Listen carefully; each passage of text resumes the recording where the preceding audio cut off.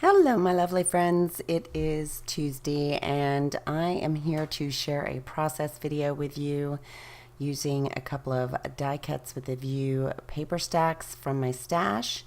And you're going to see me do a layout that is one that I haven't done quite like this in a while, but I used to do this on a regular basis, and I'm just going to take this large piece of 12 by 12 and cut it on the diagonal in two areas, and I'm going to make that part of my background. So you're going to see me do that here, and then that way I can place my photo somewhat in the center. It's a little bit to the right, but you'll see how that works. I was trying to decide here if I was going to use that stripe as a background or possibly that houndstooth. The houndstooth was way too busy.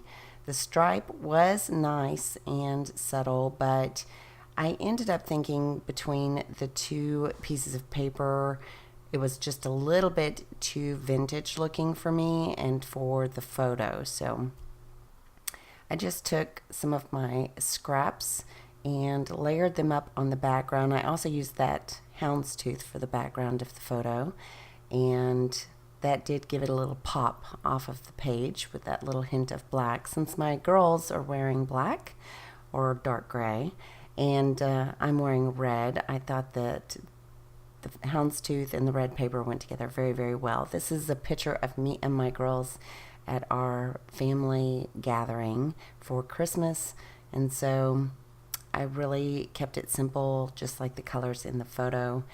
And I like how it turned out. It's a little different than I've been doing lately, but it's been, enjoyable to dig into some of my stash and use some of the Christmas products that I probably would not have used, honestly. I don't know why this year it was easier and more fun for me to use Christmas products and make layouts for the holidays, but maybe it's because I have my Bab with me now, so I don't know.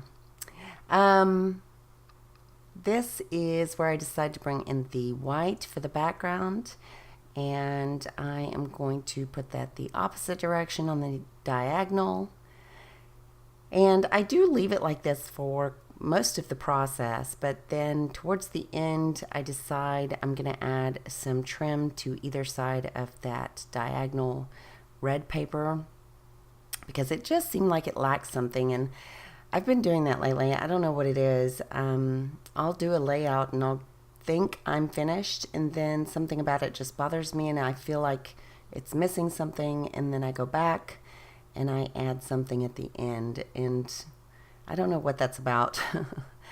These cut aparts are from the Home for Christmas Die Cuts with a View paper pad, and I'm sure these paper pads are at least 3 or 5 years old. I mean, I've had them for a while. And this little acetate deer, I believe, is from Snow and Cocoa Ephemera.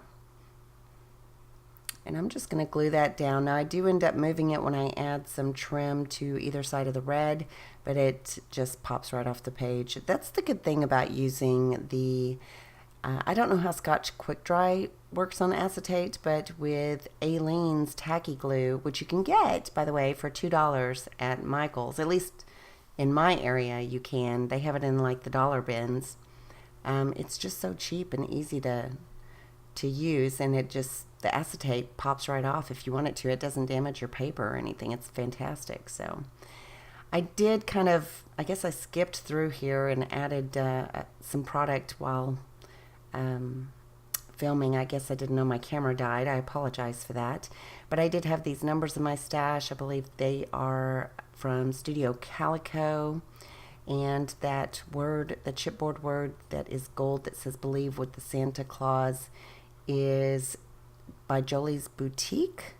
And so are the white stars. And there's a little gold star there on one of the cut aparts. And they were on that believe sticker. The mittens are from Snow and Cocoa as well, and I added that label that says Jingle All the Way, and I had gotten that in my 2013 kit that I don't know where I got it from. And I finally add a brad from the Teresa Collins fabrication line, And that large epoxy button that is flat back is from, oh my gosh, that I probably bought those 13 or 15, maybe even longer years ago.